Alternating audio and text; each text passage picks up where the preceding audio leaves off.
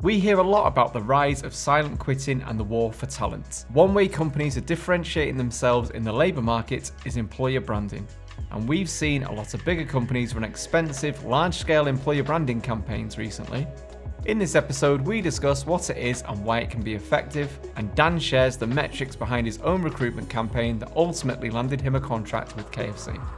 An employer brand is just a brand, and anyone who tells you it's not a brand is full of shit, and they're just trying to make it more complicated. It's just a brand. It's exactly the same thing. The only difference is when you're a small company, your brand and the way you portray yourself to people and online to your customers is your employer brand. That's why people want to come and work for you, because of what they see you do as a brand. You're only a small team. If you're just hiring one person, trying to build a separate employer brand with different colours and a different voice is just fucking dumb. But as you get, the bigger you get, your employees or potential employees, candidates out there, are going to want different things and expect different things than your consumers are and your customers are. So you have to start kind of siphoning off a different brand. It might have a different voice, different colours, a different purpose, different targets, different aims. That's all it is. It's just two separate brands. An employer brand works exactly the same way as a brand works, but the only difference is an employer brand's purpose is to bring in talent. And you've been helping some bigger companies do this, right? Yeah, so we do a lot of work in employer brand and recruitment marketing for the likes of Entain, guys who own Ladbrokes, Coral, all the rest of them. And we've just won KFC. And we've worked on a few employer brands for kind of SMEs where they get into that stage where they need to start siphoning. So when you're saying you do work for them, so what would that be? Would that be writing job ads for them and putting out content specifically aimed at recruitment campaigns, right? Well, it's the same things you do to develop a brand, and that's all the way from taglines, tone of voice, identifying who their target audience and who they're trying to bring in, the type of people they're trying to bring in, doing a bit of a breakdown of their culture and maybe the improvements that can be made there, and then all the way through to recruitment marketing. So whether that's job ads, whether it's content you're putting out online that could be attractive to potential employees, that sort of thing. Exactly the same as you build a brand. It's no different, really. And I guess you walk the walk with this, right? So Offended, you ran your own employer branding campaign recently. Yeah, this would be more recruitment marketing. So we're too small to have an employer brand, but this is recruitment marketing, I'd say. Right. Because it's just ads. Because that's the thing is, if you're a smaller company, right, you don't need to go all the way down of how does our employer brand speak, what colour is it going to be, all the rest of it. You just don't need to do it. It's fucking nonsense. But because you can bring people in with good content, and you can bring people in with clever job ads. Yeah. Right. And we can't approve that. So walk us through that example. So I mean, we like I say, I've been harping on about it for ages about about brands being transparent and honest. I think it's the same when you're trying to get candidates through the door as well, because there's too many brands for too long that are fucking hyping up jobs, saying this is the best job in the world. You come here, you'll love it. We look at us, we've got some bean bags and a ping pong table, and look, they've got an office dog called Fred. And you should come here, it'd be amazing. And then they get into the job and it's absolutely nothing like the job spec describes. They're doing loads more work, loads more hours. The people are cunts. And they end up quitting. And people wonder why. So I'm a big believer in setting expectations with your marketing. So in the same way you would with a product and go, these things are shit about our product, but these things are good and we're going to improve those things. You do the same with your recruitment marketing, because everybody knows if you work in marketing, there's part of a marketing job that's shit. Right? Yeah. We all know it's long hours sometimes, right? We all know the clients can be bell ends sometimes. We've got a few clients in VAMO, sorry, not you, the other ones. We all know that creativity is subjective, so people can ask for stupid changes like make it pop more. Nonsense. It's nonsense, but you have to deal with it, right? All of these things are the reality of working in marketing, and hiding that, especially particularly to anybody who's coming into a junior role, hiding what it's really like to work in marketing, you either get the wrong people who don't want to put in the hours, and end up hating it and causing you loads of problems and leaving, or you bring in senior people who weren't aware that your agency operates differently. Yeah, we're not perfect. We've got loads of good things about our agency, but they're essentially just the same good things that other good agencies have. That's not going to help us stand out from the crowd. But if we're honest about the shit bits, the people who can cope with those shit bits are the ones that will apply for us. Also, because there's a bit of humour in it, the people with the right sense of humour and get the way those are written and why they're written like that will also probably be the people who can write like that as well. Yeah. That's hugely important, I think, that thing. By putting that type of content out there, you will attract those people that's their kind of tone of voice, that's the kind of place they want to work, that's kind of how they feel about the job they're going to be doing. So I think it's such a clever way of almost, it's like your first filter. Like, I'm only going to apply because I like that type of content. Exactly. And that's the actual job they're going to be doing, right? And I mean, as well, it works as doing things like this differently, work as a great piece of marketing as well. Because we put it out, it got a ton of views, it got everywhere, and it became more than just attracting talent. I mean, we ended up with over 100 applications. We had a shortlist for over 3 jobs of about 10 people. We've done all the interviews now, and we've just offered 3 people, right? That's in a space of 2 weeks, 3 weeks, right? That's a short recruiter marketing campaign. I don't know any big brands that we've worked with or any small brands that we've worked with on recruitment marketing that have done something that fast. And the level of applications was good. I mean, some were weird. We got some fucking weird applications off the street scanning QR codes, but that not only has that happened and we made those offers, we've also attracted the attention of KFC, for instance, and we've just signed our supplier forms to now work with KFC on recruitment marketing campaigns. Yeah, because you're displaying what you could actually do for someone else's brand right there. So it's like worth twice as much. And also it's shareable. It's like social media friendly. Those images were shared. I shared them on Facebook. We've done I was putting to my like 17 followers, whatever it is. In the VAMO community, we've got the newsletter and stuff like that.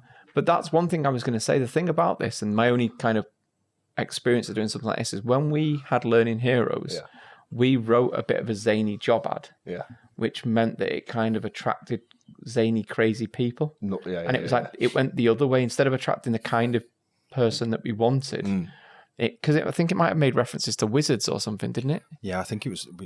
They were fairly shit job ads, wasn't they? Yeah, they were quite shit job ads, but people latched on to the use of like, we want an animation wizard, when shit like that. We got it wrong.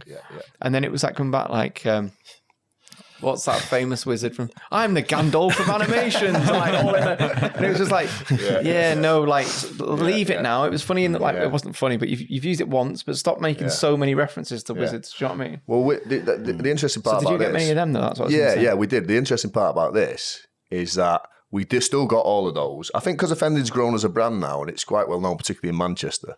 That's the only place we're known, I think, by the way. I really think that's I'm not even known that, Berry. The level of applications that we're getting through over time now is better anyway. So when people see, Offended, I've got some jobs going, I've wanted to work for Offended for a while, that quality's gone up. But we're still getting the mental ones as well. We're still getting the people who read that, realise we swear, and then just jump into my inbox going, give me a job, you prick. And they're missing the point again, because it's not about the swearing. The swearing's used to make it more impactful, but the clever bit is behind that. It's not just about swearing. I thought they were really clever. It was really interesting to see them. But I did wonder, is that something people could do themselves, or have you pulled it off because you've got good copywriting, good experience? Who wrote them, by the way? Was it? I wrote those. All of them? It was my campaign. Yeah, they're really good. Are they really? Yeah. So Dean's not going to be in my DM saying fucking Dan. Dean don't write. Dean's commercial. He will. I don't touch the money. Yeah. He don't touch the writing. Oh, nice. Well, there you go. Yeah. So that's the deal. Do you think the average Joe, I guess, an average business needs help with this type of stuff, or is there stuff they could try themselves? It depends. Some businesses need help, some don't. I mean, if you got me, you don't. Yeah. If you don't, you do. I think it's rare to have that type of ability to write that type of ad in-house, or even have the bravery to post it. I've got a couple of questions about this campaign. Oh, go on, sorry. I was going to say, what the interesting thing as well is, most of our detractors, most of the people who fucking hate this and gave me shit online. This is what I was about to talk about. We're all copywriters. Right, really? So this was what I was going to ask. Give me shit saying it's bad copy, you don't know what you're doing, it's poor, it's lazy. Yeah, but if it gets better results, I always say this. Someone had a go at me for being dyslexic on LinkedIn the other day. And I was like, it must be so annoying for you being able to write pitch perfect, know where punctuation perfect, know where apostrophes go. Yeah. And no one gives a fuck about anything you put out. Yeah. And here's me, can't spell. Yeah. Hasn't got a clue. I just throw apostrophes around left, right, and centre, just hope for the best. Yeah. Yeah, it gets far more engagement on anything you've ever done. Well, I said that the copywriters kicking off generally want to get 2 likes. I mean, that to me just screams jealousy. That means you're a shit copywriter, really. Otherwise, you should be able to dumb it down and speak to your audience. But what I was going to say is 2 things about this campaign. Number one, Is it called? It's not fly tipping. What's the equivalent for posters? Fly posting. Yeah. So was it just fly posting? It's fly posting. Yeah. I mean, Dean on his post tagged in Manchester Council as well. I mean, we're already, at loggerheads with them about business rates. But yeah, he did tag him in, and I did start to think. Actually, I started looking into fines, and they're quite hefty. Really? Yeah. So there was that one, and then also I saw that some people had defaced them. Yeah. Now I think in a weird way, that's not some people. No. All of our posters that were defaced were done with a white pen and a black pen. So someone either had a white pen and a black pen in their bag. I'm pretty sure it's a bit of a coincidence that every poster was defaced where someone scribbled out words and wrote their own word in white, and then scribbled out our QR codes in a black pen. Every single one of them. So I think someone who really, really hates us that much has gone round Manchester defacing them on purpose. In which case, George. Is he from Manchester? Could be George, couldn't it? Georgie? The guy gives me shit on every YouTube video. Oh, maybe. Yeah. Maybe. So the only guy with a gravy sandwich again. To be fair, you've probably upset quite a few people. But I find I think think isn't it mad? And it kind of makes you think like how little is going on in your life that can bother you so much that you would actually go on a fucking scouting mission around the Northern Quarter to find these posters to deface them. I think it proves what we've done. It works though, because when was the last time? I wonder how many someone got, was that bothered. That was that bothered by the job ads. They've gone round and defaced them with a pen. I'd love to know how many applicants you would have got. You said like you had 100 applicants or whatever. It could have been like 150, 200. It'd be interesting to know. Yeah. How long was it before you found out they'd been defaced?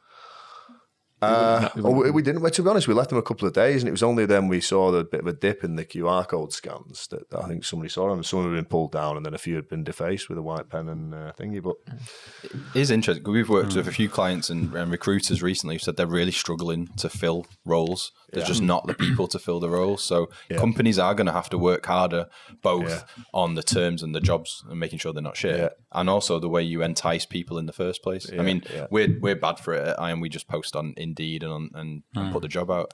Still get a decent response because there's not many animation studios in Warrington that are asking for people. But that said, I think you put us to shame with this one. It was one of the topics we covered in more depth on the VAMO community last month, and thanks for sharing sort of the details and the bones of it and the results. That was really good.